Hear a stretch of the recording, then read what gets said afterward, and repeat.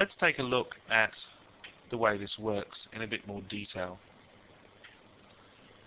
We're going to have a look at the difference between static and dynamic web content, with a view to seeing how server-side scripting languages are important when the user is viewing dynamic content on their browser. We have the client here, which is going to be a web browser, and we're going to have a representation of the server, which is going to be just a representation of a Unix server, which incidentally is displaying some quite random pseudo information. Don't try and make any sense out of the information on there, because it's all just a fake.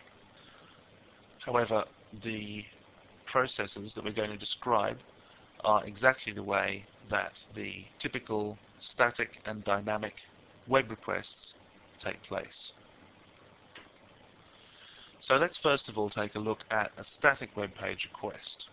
First thing that happens here is that the user requests a specific web page by typing the URL into the address bar on their browser.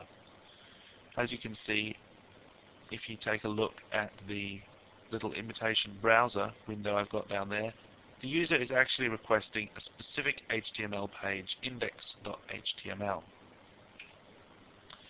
And what the server does, a very easy job, all it needs to do is locate that HTML page, which is a file on the server's file system, and it simply returns that HTML page to the user without changing it in any way.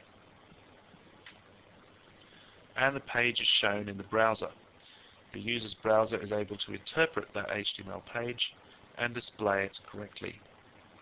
So, a very simple and straightforward way of getting some information. The disadvantage here is that in order for the information to be returned to the user, someone actually had to write that HTML page out in its entirety. There's no way that with a static web page request, any of that information can be changed or modified depending on what the user actually wants to see. They're only able to access that one HTML page, and that had to be written out completely or hard-coded.